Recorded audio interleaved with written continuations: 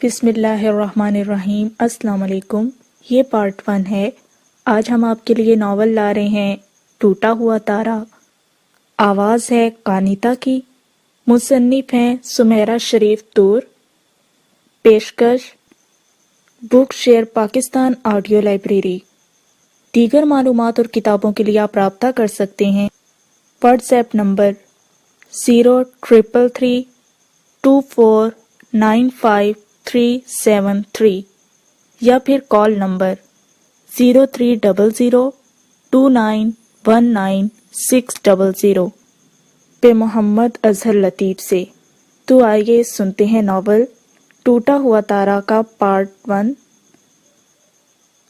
انتصاب۔ اپنے بہت محبوب شوہر سلطان محمود کے نام کہ ان کے ہونے سے میرا وجود ممکن ہے، ان کی محبت اور ان کی چاہت کے بغیر میں کچھ بھی نہیں۔ تم میرے رشتوں کے قاتل ہو، کوئی چیخ چیخ کر کہہ رہا تھا۔ نہ جانے آواز کہاں سے آ رہی تھی۔ ان کے سامنے تو لکو دک صحرا تھا، میلوں تک پھیلا صحرا۔ آگ برساتا سورج سر پر تھا اور تپتی جھلتی ریت پاؤں تلے تھی۔ چودھری حیات علی کو لگ رہا تھا کہ آج روزے قیامت ہے، حساب کا دن ہے۔ انہیں آج اپنے کیے کی سزا ملنے والی ہے۔ وہ چیخ پکار رہے تھے اپنی ساری اولاد کو، اپنی بیوی کو جو برسوں پہلے منو مٹی تلے جا سوئی تھی، مگر کوئی ان کی آواز سن کر نہیں آیا تھا۔ حتیٰ کہ چیخ چیخ کر ان کا حلق دکھنے لگا۔ بھاگتے دوڑتے وہ گر رہے تھے، گرم جھلستی ریت ان کا بدن جھلستا رہی تھی۔ تم نے مجھے گندگی کا ڈھیر بنا دیا ہے، تم صرف اور صرف قاتل ہو، دور ہو جاؤ میری نظروں سے، میں تمہارا چہرہ بھی نہیں دیکھنا چاہتا۔ نہ جانے یہ آوازیں کہاں سے آ رہی تھیں۔ اب کے چودھری حیات علی چیخ چیخ کر رو رہے تھے۔ نواز علی، شاہزیب علی، حسن علی، وہ اپنے بیٹوں کو چیخ چیخ کر بلا رہے تھے، مگر ارد گرد خون خوار آوازوں کے علاوہ ان کے سماعتوں تک کوئی آواز نہ تھی۔ وہ تھک ہار کر تپتی ریت پر گر گئے تھے اور تبھی انہیں لگا آسمان سے کوئی شعلہ لپکا ہے۔ دور و دوار ان کی چیخوں سے گونج اٹھے تھے۔ چودھری صاحب، کیا ہوا چودھری صاحب؟ بخشو حواس باختہ انہیں جھنجھوڑ رہا تھا۔ وہ ایک دم ہڑبڑا کر آنکھیں کھول کر اٹھے۔ وہ اسے تکنے لگے۔ وہ تو تپتے آگ اگلتے صحرا میں برہنہ پا گرے ہوئے، تو پھر یہ کون سی جگہ ہے؟ وہ خالی خالی نظروں سے اپنا سامنے موجود انسان کو دیکھ رہے تھے۔ چودھری صاحب، لگتا ہے خواب میں ڈر گئے ہیں، لے یہ پانی پئیں۔ اس نے گلاس بھر کر پانی پیش کیا تھا۔ چودھری صاحب کو لگا ان کا گلا دکھ رہا ہے، جیسے چیخ چیخ کر خراشیں پڑ چکی ہیں۔ صحرا کی گرمی و تپش اور آگ برساتا سورج انہیں ایک دم شدت سے پیاس کا احساس ہوا۔ انہوں نے ایک ہی سانس میں پانی کا گلاس ختم کیا تھا۔ وہ لاشعور سے شعور کی طرف پلٹ رہے تھے۔ انہیں ماحول اور ارد گرد موجود چیزوں کی شناخت ہو رہی تھی۔ وہ کسی لکودک صحرا میں نہیں، ایک قیمتی ساز و سامان سے آراستہ و پیراستہ کمرے میں اپنے جہازی بستر پر دراز تھے۔ ان کا وفادار ملازم بخشو انہیں تشویش بھری نظروں سے دیکھ رہا تھا۔ کچھ دیر پہلے جو وہ دیکھ رہے تھے وہ ایک خواب تھا، ایک بھیانک خواب۔ ان بھیانک خوابوں کا سلسلہ پچھلے کئی سالوں سے چل رہا تھا، مگر پہلے پہل وہ ڈر کر چیخ کر اٹھتے نہیں تھے۔ یہ تو پچھلے 3-4 سالوں سے ان کا احساس ندامت گناہ کا روپ دھارنے کے بعد اب ہر لمحے انہیں دھمکانے آ جاتا تھا۔ انہوں نے ایک گہری سانس لی، تبھی دروازے پر دستک ہوئی تھی۔ بخشو، ساتھ ہی نسوانی آواز بھی تھی۔ جی تابندہ بوا۔ بخشو اٹھ کر دروازے تک گیا تھا۔ دروازہ کھول کر باہر دیکھا، تابندہ بوا چادر میں منہ چھپائے کھڑی تھی۔ شاید چودھری صاحب کی چیخیں سن کر وہ بھی اٹھ کر آ گئی تھی۔ کیا بات ہے، چودھری صاحب کی طبیعت تو ٹھیک ہے؟ بڑے شائستہ لب و لہجے میں اپنے اس مخصوص مؤدبانہ انداز میں وہ استفسار کر رہی تھیں۔ بخشو نے سر ہلا دیا تھا۔ جی بوا، آپ کو پتہ ہے وہ اکثر خواب میں ڈر جاتے ہیں، ابھی نارمل نہیں ہوئے، کچھ وقت لگ جائے گا، طبیعت البتہ ٹھیک ہے۔ وہی مخصوص الفاظ تھے۔ تابندہ بوا نے سر ہلا دیا تھا۔ ان کو نیند کی گولی دے کر سلا دو، اور ہاں، صبح کسی سے بھی ذکر کرنے کی ضرورت نہیں۔ تابندہ بوا نے مخصوص ہدایت سے نوازا تو بخشو نے فوراً سر ہلایا تھا۔ وہ اچھی طرح جانتا تھا چودھری صاحب نیند کی گولی نہیں لیں گے۔ وہ اس خواب کے بعد ہمیشہ وضو کر کے اللہ کے حضور رو رو کر گڑ گڑاتے، پتہ نہیں اپنی کن گناہوں کی معافی مانگتے رہتے تھے۔ اور پھر کئی ہفتے تک یہ سلسلہ چلتا تھا، اور پھر جب چودھری صاحب نارمل ہو کر دوبارہ زندگی کی دلچسپیوں کو محسوس کرنے لگتے تھے تو پھر یہی خواب آنے لگتا، اور پھر وہی اذیت ناک سلسلہ شروع ہو جاتا۔ اسے اس حویلی میں کام کرتے برسوں بیت گئے تھے۔ ان گزرے سالوں میں جہاں وہ حویلی کے ہر راز سے واقف ہوا تھا، وہیں وہ چودھری صاحب کی ذات اور تابندہ بوا کے کرداروں سے ضرور متفکر تھا۔ تابندہ بوا کون تھی اسے قطعی علم نہ تھا، بس اتنا جانتا تھا کہ نواز علی اور حسن علی کو ان کے وجود سے کوئی دلچسپی نہیں تھی۔ ہاں، شاہ زیب علی صاحب کو تابندہ بوا سے خصوصی لگاؤ تھا۔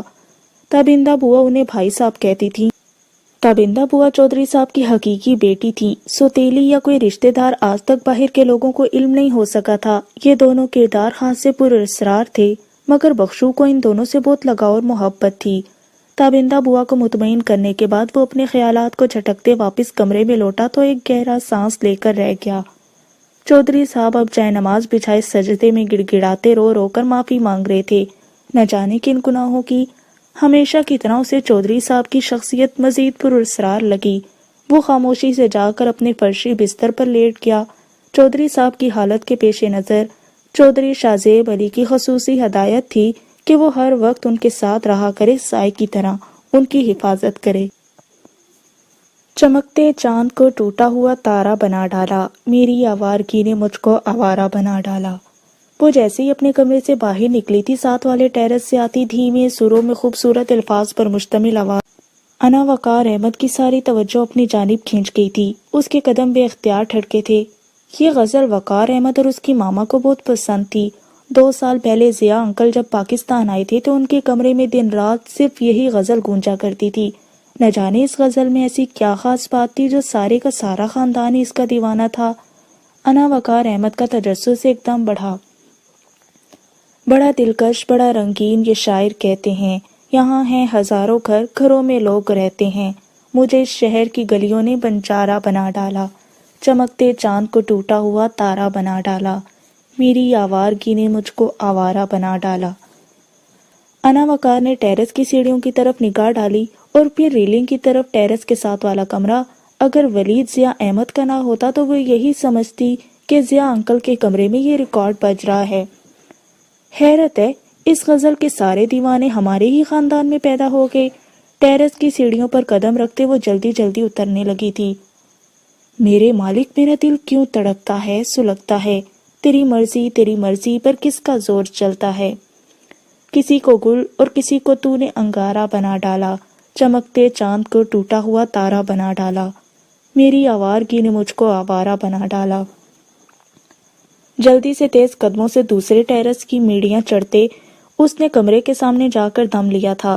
ضیاء انکل کا یہ پوشن ان کے پوشن کے ساتھ کچھ اس طرح ملحق تھا کہ دونوں پوشنز کے درمیان ہر کمرے کا ٹیرس دوسرے ٹیرس سے سیڑھیوں کی مدد سے اگر جدا تھا تو کمروں کی دیواریں اس طرح ساتھ تھیں کہ دونوں پوشنز علیحدہ محسوس نہیں ہوتے تھے۔ دروازہ نیموا تھا۔ اس شخص کو پاکستان آئے صرف ہفتہ ہی ہوا تھا، مگر انا وقار احمد کو لگ رہا تھا کہ جیسے پچھلے چند سال درمیان میں آئے ہی نہ ہوں۔ میں اس دنیا کو دیکھ کر اکثر حیران ہوتا ہوں، نہ مجھ سے بن سکا چھوٹا سا گھر، دن رات روتا ہوں، خدایا تو نے کیسے یہ جہاں سارا بنا ڈالا، چمکتے چاند کو ٹوٹا ہوا تارا بنا ڈالا، میری آوارگی نے مجھ کو آوارہ بنا ڈالا۔ ریکارڈ بجنا بند ہو چکا تھا۔ کمرے میں اب مکمل خاموشی تھی۔ اس نے دھیرے سے دروازے کو نوک کیا تھا۔ کون؟ بھاری غمگین آواز پر انا وقار احمد کو لگا اس کی ہتھیلیاں پسینے سے بھیگ گئی ہیں۔ اس نے آہستگی سے دروازہ دھکیل کر کھولا۔ میں اندر آ جاؤں؟ جھجکتے ہوئے استفسار کیا تھا۔ ولید جو ڈریسنگ کے سامنے کھڑا بال بنا رہا تھا نے پلٹ کر دروازے کی سمت دیکھا۔ انا وقار احمد دہلیز پر ایستادہ تھی۔ محترمہ، آپ اندر آ چکی ہیں، اس نے مسکرا کر کہا تو چند قدم مزید آگے بڑھائی۔ آپ کہیں جا رہے ہیں؟ اسے یوں نکسک سے تیار کھڑے دیکھ کر اس نے پوچھا تو وہ خود پر بڑی فراوانی سے پرفیوم کرتا پلٹا۔ یس، اس نے مختصراً کہہ کر پرفیوم کی شیشی ٹیبل پر رکھ دی تھی۔ لائٹ پنک کلر کی شرٹ اور بلیک پینٹ اور ٹائی میں اپنے دراز قد سمیت وہ پورے ماحول میں نمایاں تھا۔ تیاری بتا رہی تھی کہ یہ خصوصی اہتمام کسی خصوصی نوعیت کا ہی تھا۔ بطور خاص ڈریسنگ وہ تو عام حلیے میں بھی دلوں پر قیامت ڈھانے کا ہنر جانتا تھا، آج تو اور بھی مینٹین کیا ہوا تھا خود کو۔ نہ جانے آج قیامت کس دل پر ڈھانی تھی۔ انا وقار احمد کو اپنے اعصاب خاصے مشتعل ہوتے محسوس ہوئے۔ دل کی دھڑکن مس ہوئی تو اسے خود کو سمجھانا مشکل لگنے لگا۔ کوئی خاص میٹنگ ہے یا؟ سوال خود بخود اس کے لبوں پر در آیا۔ ولید ضیاء نے مسکرا کر اسے دیکھا۔ اس کی تیاری مکمل تھی، وہ اپنا موبائل اور والیٹ چیک کر رہا تھا۔ ایک فرینڈ کے ساتھ ڈنر کا پروگرام ہے۔ اس نے کل ہی انکل ضیاء کے ساتھ باقاعدہ ان کا آفس جوائن کیا تھا۔ ساری عمر امریکہ جیسے ملک میں گزار کر آنے والا شخص ایک دم دوستی کرنے لگا تھا۔ اسے تعجب ہوا۔ کوئی نیا دوست ہے؟ دل میں کلبلاتا سوال لبوں پر آ گیا تھا۔ اس نے والیٹ چیک کر کے پینٹ کی جیب میں رکھتے اسے دیکھا۔ ہلکے میرون ڈھیلے ڈھالے سراپا میں کھڑی وہ استفسار کر رہی تھی۔ نہیں، مصطفیٰ ہے، مصطفیٰ شاہ زیب علی۔ اچھا، مصطفیٰ بھائی جن کا اپارٹمنٹ امریکہ میں ہمارے گھر کے سامنے تھا، وہی نا جن سے آپ اور احسن بھائی کی بڑی کلوز فرینڈ شپ تھی؟ اسے سب یاد آتا چلا گیا تو ولید نے مسکرا کر سر ہلایا۔ یس، بڑی اچھی یادداشت ہے تمہاری، یہ تقریباً 10 سال پہلے کی بات ہے۔ وہ آپ کو یہاں کہاں مل گئے؟ اس نے تعجب سے پوچھا۔ وہ 2 سال پہلے ایجوکیشن کمپلیٹ کرنے کے بعد پاکستان شفٹ ہو گیا تھا۔ اس کی ساری فیملی اسی شہر میں رہتی ہے۔ ٹیلی فونک پر رابطہ تو رہتا ہی تھا ہمارا۔ بس پاکستان آنے کے بعد پہلی بار اس سے ملنے جا رہا ہوں۔ اس نے تفصیلی جواب دیا تو انا وقار احمد نے تفہیمی انداز میں سر ہلایا۔ تبھی روشنی دروازہ ناک کرتی اندر آ گئی تھی۔ وہ انا کو دیکھ کر ٹھٹکی، پھر دھیرے سے مسکرا دی۔ وہ سبوہی پھپھو کہہ رہی ہیں کہ چائے تیار ہے، آ جائیں۔ اس نے انا کے ماما کا پیغام دیا تھا۔ ولید نے اپنی کلائی پر گھڑی دیکھی، شام کے 5:30 بج رہے تھے۔ سوری ڈیئر، پھپھو کو منع کر دو، تمہیں بتایا تو تھا کہ میرا مصطفیٰ کے ساتھ پروگرام طے ہے۔ اس وقت میں ادھر ہی جا رہا ہوں، اگر چائے پینے رکا تو لیٹ ہو جاؤں گا۔ اس نے سہولت سے منع کیا تھا۔ روشنی نے اس بات میں سر ہلا دیا۔ واپسی کب تک ہوگی؟ اگر بابا پوچھے تو کیا کہوں؟ میں کال کر دوں گا۔ اور بابا اس وقت کہاں ہیں؟ انکل اور پھپھو کے ساتھ ٹی وی لاؤنج میں آپ کا انتظار کر رہے ہیں۔ سغرا انا کے کمرے میں گئی تھی جبکہ احسن بھائی بھی وہاں آ گئے تھے، اس لیے میں آپ کو بلانے آئی تھی۔ میں بس یوں ہی ادھر آ نکلی تو رک گئی تھی۔ انا نے فوراً اپنے رکنے کی وضاحت کی۔ اوکے گرلز، پھپھو سے معذرت کر لینا۔ روشنی، میں چلتا ہوں، دیر سویر ہو گئی تو کال کر لوں گا۔ روشنی نے سر ہلا دیا تھا۔ ولید پیار سے بہن کے بالوں کو چھیڑتے کمرے سے نکلا تو انا نے ایک گہرا سانس لیا۔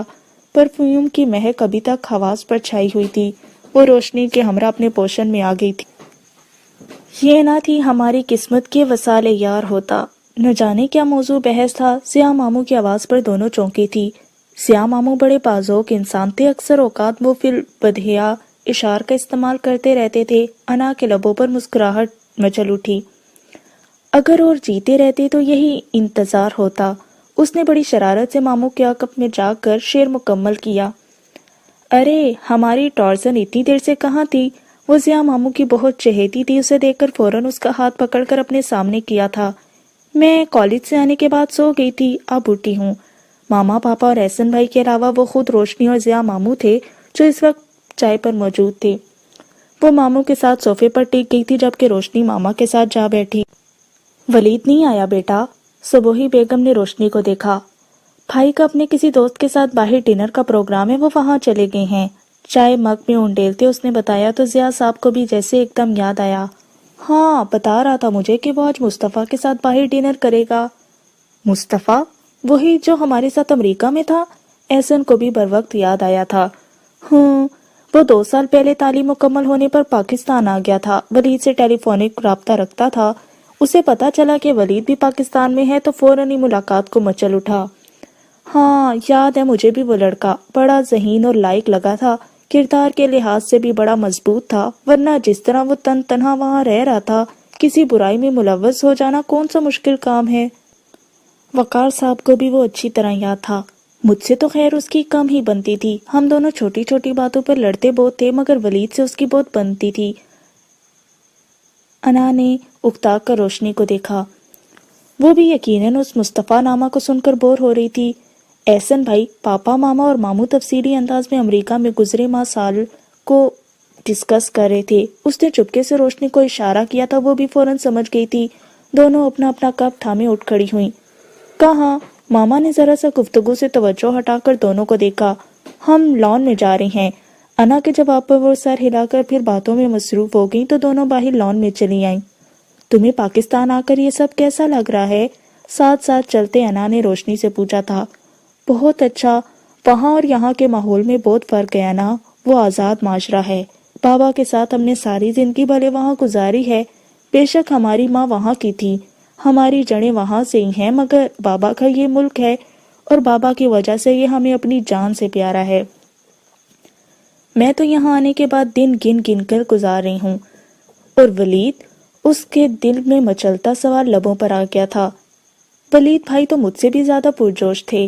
10 سال پہلے تم لوگ یہاں شفٹ ہو گئے تھے، ایسے میں ایک بھرپور فیملی کے ماحول کو بہت یاد کیا۔ بابا نے ہماری تربیت اور پرورش جن خطوط پر کی ہے تو ہم وہاں زندگی نہیں گزار سکتے تھے، بہرحال لوٹ کر تو ہمیں یہیں آنا تھا۔ روشنی بہت پیاری، نازک اور سنجیدہ سی لڑکی تھی۔ ضیاء ماموں 2 سال پہلے پاکستان آ گئے تھے، جبکہ ولید اور روشنی اپنی ایجوکیشن کمپلیٹ کر کے وطن لوٹنا چاہتے تھے۔ جیسے ہی ان کی ایجوکیشن کمپلیٹ ہوئی تھی دونوں آ گئے تھے۔ احسن بھائی اور ماما کی موجودگی کے باوجود میں نے ہمیشہ تم لوگوں کی کمی محسوس کی ہے، خصوصاً تمہاری۔ میں یہاں ایڈجسٹ نہیں کر پا رہی تھی۔ وہاں کے ماحول اور یہاں کے ماحول میں بہت فرق تھا، مگر وقت کے ساتھ ساتھ سیٹ ہونا ہی پڑا۔ تمہیں بتاؤں، میں نے کئی سال تک کسی سے بھی دوستی نہیں کی تھی، میری کوئی دوست نہیں تھی۔ اب 2 سال پہلے میری شہوار سے دوستی ہو گئی تھی۔ شہوار سکندر علی بہت اچھی لڑکی ہے۔ میڈیکل کے پہلے 2 سال بڑے بور اور ٹف گزرے۔ وہ کالج کی نہایت ذہین لڑکی ہے۔ طلبہ تو ایک طرف، اساتذہ تک اس کو پسند کرتے ہیں، وہ ہر دل عزیز ہستی ہے۔ نہ جانے اس میں ایسی کون سی کشش ہے کہ میرا دل خود بخود اس کی طرف کھینچتا چلا جاتا ہے۔ روشنی، اسے میں دیکھتی ہوں تو مجھے لگتا ہے شہوار اور روشنی میں کوئی فرق نہیں۔ شکل و صورت میں تم سے بھلے مختلف صحیح، مگر نہ جانے کیوں مجھے اس میں تمہارے وجود کی خوشبو آتی ہے۔ لگتا ہے بہت ہی شاندار ہستی ہیں وہ شہوار سکندر صاحبہ۔ وہ بہت اچھی ہے، اسے دیکھ کر اس پر رشک کرنے کو جی چاہتا ہے، دل خود بخود اس کی طرف کھینچتا ہے۔ واہ، لگتا ہے اس خاص ہستی سے ملنا ہی پڑے گا۔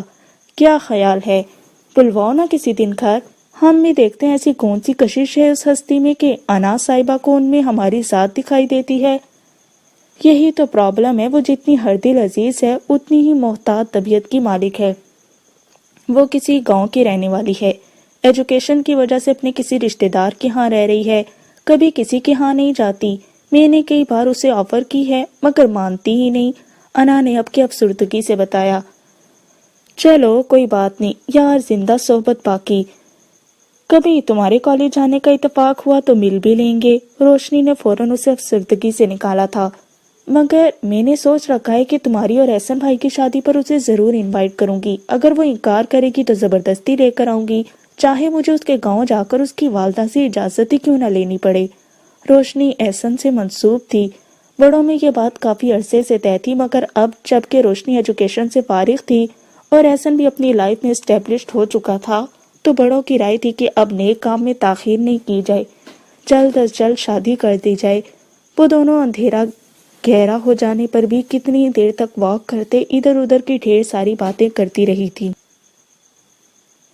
ولید ضیاء نے جیسے ہی ہوٹل کے ہال میں قدم رکھا اپنی متلاشی نظروں سے اطراف میں نگاہ ڈالی تھی۔ مصطفیٰ اسے سامنے ہی ایک ٹیبل پر بیٹھا نظر آ گیا تھا۔ مصطفیٰ نے بھی اسے دیکھ کر ہاتھ ہلا دیا تھا، وہ ایک دم بڑے جوش سے اس کی طرف بڑھا تھا۔ السلام علیکم، مصطفیٰ نے بھی خوش دلی سے اس کا استقبال کیا تھا۔ وعلیکم السلام، دونوں بے اختیار ایک دوسرے کے گلے لگ گئے تھے۔ 2 سال بعد مل رہے تھے، بے شک آواز کا تعلق برقرار رہا تھا، نیٹ میٹنگ بھی چلتی رہی تھی، مگر 2 سال بعد روبرو ملنے پر دونوں ہی خاصے جذباتی ہو گئے تھے۔ چند پل ایک دوسرے کے ساتھ لگے رہنے کے بعد دونوں جدا ہوئے تو ولید نے مسکرا کر مصطفیٰ شاہ زیب علی کو سر سے پاؤں تک بغور دیکھا۔ زبردست، ان 2 سالوں میں بڑی صحت بنائی ہے تم نے۔ امیزنگ، ولید کا دراز وجریہ سراپا ایک دم نمایاں تھا۔ جواباً مصطفیٰ نے ایک زبردست کہکا لگایا۔ صحت کیوں نہ بناتا، ساری عمر پردیس میں کالی چائے اور اسٹریٹ ٹوسٹ پر گزارا کرتے رہے ہیں، یہاں ماں کی نگرانی میں خالص دیسی خوراک کھانے کو ملتی ہے، اور تمہیں ہمارا پتہ تو ہے، فیوڈل سسٹم سے بیلونگ کرتا ہوں، ویسا ہی دبلا پتلا رہتا تو خاندان بھر کی لٹیا ڈبو دیتا۔ دونوں نے اپنی اپنی سیٹ سنبھالی تھی۔ بالکل نہیں بدلے، ویسے کے ویسے ہی ہو، سوائے صحت کے۔ ولید اب بھی اسے بڑی محبت سے تک رہا تھا۔ مصطفیٰ پھر ہنس دیا۔ یہاں آتے ہی وارننگ مل گئی تھی محترمہ والد صاحبہ کی طرف سے کہ ان کے دیگر بیٹوں کی طرح ان کا نام نہ ڈبوں۔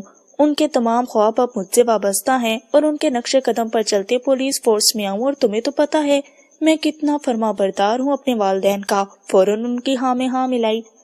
ابا جی نے دھمکی دے دی تھی کہ اگر پولیس ڈپارٹمنٹ میں آنا ہے تو سب سے پہلے صحت بناؤں، لہٰذا جم جوائن کرنے کے ساتھ اور بھی نہ جانے کیا کیا جتن کرنے پڑے تھے، تب جا کر یہ باڈی بنی ہے۔ ولید نے مسکرا کر اس کی ساری بکواس سنی تھی۔ ہاں، اتنے ہی تو تم اپنے ماں باپ کے فرما بردار ہو۔ والد صاحب نے کہا کہ پولیس فورس جوائن کر لو اور بیٹا صاحب فوراً گردن ہلاتے پیچھے چل دیے۔ یہ مسکینی وہاں چلانا جہاں کوئی جانتا نہ ہو کہ موصوف 2 سال پہلے پاکستان میں CSS کے امتحان کلیئر کرنے کا عزم لے کر لوٹے تھے۔ چلو یوں ہی صحیح، مصطفیٰ کھل کر ہنس دیا۔ انکل کیسے ہیں؟ مصطفیٰ نے ضیاء انکل کے بارے میں پوچھا تھا۔ بابا بالکل ٹھیک ٹھاک، A1 ہے۔ بہت اچھی بات ہے، بڑا یاد کرتے تھے وہ پاکستان کو۔ ساری عمر امریکہ جیسے ملک میں گزار کر بھی وہ اندر سے وہی محب وطن انسان رہے۔ اور روشنی کا سناؤ، کمپلیٹ ہو گئی اس کی بھی ایجوکیشن؟ ہاں، میرے ساتھ ہی آئی ہے۔ بابا اور وقار انکل چاہ رہے ہیں کہ اب اس کی شادی کر دی جائے، دیکھو کیا ڈیسائیڈ کرتے ہیں۔ احسن کے ساتھ نا؟ ولید نے سر ہلا دیا۔ احسن کا سناؤ، وہ کیسا ہے؟ 10 سال پہلے تو وہ بڑا جذباتی جھگڑالو سا لڑکا تھا، کچھ چینج آیا یا ابھی بھی ویسا ہی ہے؟ نہیں یار، بہت بدل گیا ہے۔ وہ انکل اور بابا کے ساتھ مل کر سارا بزنس سنبھالا ہوا ہے، بلکہ میرے لیے بھی سارا آفس اسٹیبلش کیا ہے۔ بہت ذمہ دار اور احساس طبیعت کا مالک ہے۔ اور رہی بات جذباتیت کی، تو جذباتی تو ہر کوئی ہوتا ہے، کسی میں کم اور کسی میں زیادہ۔ کوئی جذباتیت کو سرنڈر کر لیتے ہیں اور کچھ اس کے ہاتھوں بے بس ہو کر سرنڈر ہو جاتے ہیں۔ وہ بہت اچھا لڑکا ہے، تم ملو گے تو تمہیں بھی یقیناً پسند آئے گا۔ ولید نے سنجیدگی سے کہا تو وہ ہنس دیا۔ ہاں، جذباتی تو ہم بھی تھے، بلکہ بچپن نام ہی جذباتیت کا ہے۔ وقت اور میچورٹی ہماری جذباتیت کو سہارا دیتی ہے۔ اور تمہاری وہ ایک چھوٹی سی کزن بھی تھی نا، احسن کی سسٹر، انا نام تھا نا اس کا، کیسی ہے وہ؟ ہاں، وہ بھی ٹھیک ہے، میڈیکل کے 4th ایئر میں ہے۔ زبردست، اس کا مطلب ہے خاصی بڑی ہو گئی ہے وہ بھی۔ ظاہر ہے اتنے سالوں کا گیپ ہے درمیان میں۔ جب وہ پاکستان لوٹی تھی تو روتی دھوتی اور پونیاں بنانے والی بالکل بچی تھی، اب تو ماشاءاللہ سے خاصی بڑی ہو گئی ہے۔ ولید کی آنکھوں میں اس کا دلکش سراپا درایا تھا تو وہ مسکرایا۔ مصطفیٰ نے اسے بغور دیکھا۔ خیر ہے نا؟ مصطفیٰ کا انداز شرارتی تھا۔ ولید نے اسے گھورا۔ خبردار کوئی بکواس کی تو، کچھ کھانے کو بھی منگوانے کا ارادہ ہے یا صرف بھوکا مارنے کا ارادہ ہے؟ اس نے فوراً بات پلٹ دی تھی۔ مصطفیٰ اسے شرارتی نظروں سے دیکھتے ہنس دیا۔ ویٹر؟ اس نے ویٹر کو آواز لگائی تھی اور پھر اسے اپنا مینیو نوٹ کروانے کے بعد پھر سے گزری باتوں کو تازہ کرنے لگے۔ کاش میرے بس میں ہوتا تجھ سے غافل ہو جانا، ہم بھی سکون سے رہتے بے خبر تیری طرح۔ کلاس اٹینڈ کرنے کے بعد وہ جیسے کوریڈور سے گزرتے سیڑھیوں کے پاس آئی، نہ جانے وہ کس کونے سے نکل کر اس کے عین سامنے آ کر پہلی سیڑھی پر قدم رکھ کے کھڑا ہو گیا تھا۔ شہوار نے بر وقت اپنے 2 قدم روکے، ورنہ تصادم یقینی تھا۔ یہ تو سچ شکر تھا کہ اطراف میں کوئی نہیں تھا، کسی نے اس بدتمیز ایاز کی حرکت نہیں دیکھی تھی، ورنہ صورتحال لمحوں میں بگڑتی۔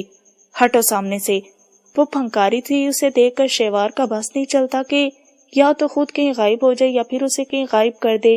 یہ دونوں باتیں ہی ناممکنات میں سے تھیں، سو وہ ابھی تک صبر و جبر کے ساتھ اسے برداشت کر رہی تھی، مگر اب کچھ عرصے سے اس شخص کی بدتمیزیاں حد سے تجاوز کرتی جا رہی تھی۔ اگر نہ ہٹو تو؟ وہ اپنی جگہ سے ٹس سے مس نہیں ہوا تھا۔ شہوار کا ضبط سے برا حال ہوا تھا۔ مجھے مجبور مت کرو ایاز صاحب کہ میں شاذیب انکل سے تمہاری شکایت کرنے پر مجبور ہو جاؤں۔ شکوے شکایتوں کی نہیں، یہ ظرف کی بات ہے۔ تیرے وہم و گمان میں بھی ہم نے تو لفظ ہمیں یاد ہے۔ دوسری طرف اس نے ترنت شیر داغا تھا، وہ کلس کر رہ گئی۔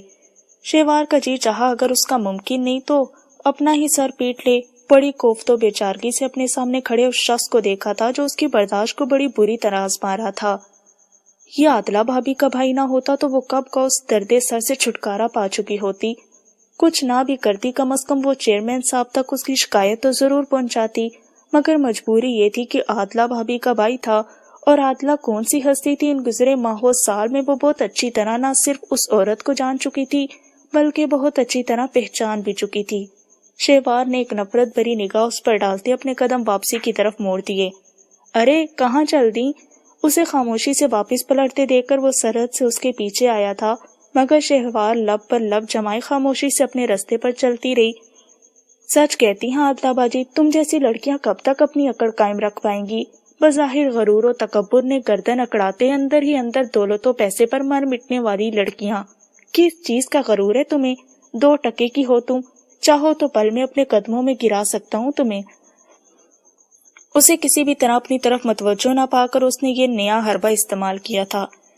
شہوار کا جی چاہا کہ ایک تھپڑ اس کے منہ پر دے مارے، سب لحاظ و مروت بالائے طاق رکھتے اس کا منہ نوچ دے۔ شہوار کی کنپٹیاں سلگ اٹھی تھیں۔ تم؟ وہ ایک دم بپھر کر ٹھہری تھی، انتہائی طیش و غضب سے اس کی طرف پلٹی تھی۔ کچھ بعید نہ تھا کہ اس کا ہاتھ اس پر اٹھ بھی جاتا۔ Shut up! بڑی مشکل سے اپنی مٹھیاں بھینج کر وہ پھنکاری تھی۔ کیا ہوا شہوار؟ وہ اس وقت راہداری میں جس طرف نکل آئے تھے وہاں سامنے ہی لان تھا جہاں کئی طلباء خوشگپیوں میں مصروف تھے۔ شہوار کو ایک دم اپنے ارد گرد ماحول کا ادراک ہوا تو پلٹی۔ انا نہایت تشویش لیے اسے دیکھ رہی تھی۔ وہ دور سے ہی ایاز کو شہوار کے پیچھے آتے دیکھ چکی تھی، سو فوراً بھاگ کر اس تک آئی تھی۔ وہ اچھی طرح جانتی تھی کہ ایاز شہوار کو پچھلے کچھ عرصے سے خاصا تنگ کر رہا ہے۔ انا نے اسے کئی بار چیئرمین صاحب سے اس مسئلے پر بات کرنے کا بھی کہا، مگر نہ جانے کی وہ ہر بار ٹال جاتی۔ مسٹر ایاز، کوئی پرابلم ہے آپ کو؟ شہوار کو غصے سے بے حال ہوتے دیکھ کر اس نے خاصا تیکھے پن کا مظاہرہ کیا۔ جواباً ایاز نے ایک کہکا فضا میں اچھالا تھا۔ یہ تو آپ کی فرینڈ ہی بتا سکتی ہیں کہ ہمیں کیا پرابلم ہے۔ کئی بار عرضی ان کے روبرو پیش کر چکے ہیں، مگر خیر دیکھتے ہیں کب تک یہ اپنی اصلیت دکھاتی ہیں۔ اس کی زبان اتنی رقیق اور غلیظ تھی کہ شہوار گمسم سی ہو گئی۔ وہ بغیر ادھر ادھر دیکھے کوئی بات کہے، کوئی تلخ جملہ ادا کیے وہاں سے بھاگتی ہوئی نکلی تھی۔ رکو شہوار، شہوار رکو تو! انا بھی تیز تیز قدم اٹھاتے ہوئے اس کے پیچھے ہی تھی۔ انا نے اسے ہال میں جا ہی لیا۔ وہ بینچ پر بیٹھی ڈیسک پر سر رکھے شاید رو رہی تھی۔ شہوار! اس نے گھبرا کر اس کے کندھے پر ہاتھ رکھا تو اس نے سر اٹھا کر اسے دیکھا۔ وہ رو نہیں رہی تھی، مگر ضبط کی شدت سے اس کی آنکھیں سرخ ہو رہی تھی۔ یہی حالت چہرے کی بھی تھی۔ کوئی بدتمیزی کی ہے کیا اس نے؟ اس کے پاس ہی بینچ پر بیٹھ کر اس نے خاموشی سے سر ہلا دیا۔ میں بہت نظر انداز کر چکی ہوں اسے انا، میری برداشت سے بہت زیادہ ہوتا جا رہا ہے یہ سب۔ یہ عادلہ بھابی کا بھائی نہ ہوتا، صرف ایک کالج فیلو ہوتا تو میں پہلے ہی قدم پر اس کو اچھی طرح نہ صرف سمجھا چکی ہوتی بلکہ اچھا خاصا بندوبست بھی کروا چکی ہوتی۔ مصیبت تو یہ ہے کہ یہ عادلہ بھابی کا بھائی ہے، اور عادلہ بھابی وہ ہستی ہیں جو اول روز سے ہی میرے ساتھ نفرت کا رشتہ نبھا رہی ہیں۔ ادھر یہ ٹینشن بن کر سوار رہتا ہے اور گھر جاتی ہوں تو وہ ضد کیے رکھتی ہیں۔ سمجھ نہیں آتی ان دونوں سے کیسے جان چھڑاؤں۔ انا کو شہوار پر بہت ترس آیا۔ جن کے سروں پر باپ کا سایہ نہ ہو، کیا وہ اسی طرح زمانے کی ٹھوکروں پر آ جاتے ہیں؟ بکاؤ مال کی طرح جس کی مرضی جب جی چاہے حق جتانے کھڑا ہو جائے۔ بہت زیادہ تو نہیں، مگر کچھ حد تک وہ شہوار کی گھریلو حالات سے واقف تھی۔ شہوار کے والد کی وفات اس کی پیدائش سے پہلے ہو چکی تھی۔ ماں چودھری حیات علی کی دور کی رشتہ دار تھی۔ بیوقی کے بعد شاہ زیب انہیں بہن بنا کر حویلی لے آئے تھے۔ وہ ابھی تک اپنے کول کو نبھا رہے تھے۔ شہوار کے ماں باپ دونوں اکلوتے تھے، مگر یہ منہ بولے رشتے اپنوں سے بڑھ کر تھے۔ مگر بعض اوقات دوسروں کے در پر پڑے رہنے کی ذلت بھی بڑی جان لیوا ہوتی ہے۔ شہوار کو اب اس ذلت کا احساس ہو رہا تھا، مگر وہ اپنی ماں کی وجہ سے چپ تھی۔ سب برداشت کر رہی تھی، سوائے عادلہ بھابی کے باقی سب بہت اچھے تھے، اسی لیے وہ عادلہ کو بھی برداشت کرنے کی کوشش کرتی تھی، مگر ایاز کی حرکتیں ناقابل برداشت ہوتی جا رہی تھیں۔ ناول ٹوٹا ہوا تارا کا پارٹ 1 صفحہ نمبر 14 پر اختتام پذیر ہوتا ہے۔ بقیہ ناول آپ پارٹ 2 پہ سماعت فرمائیے۔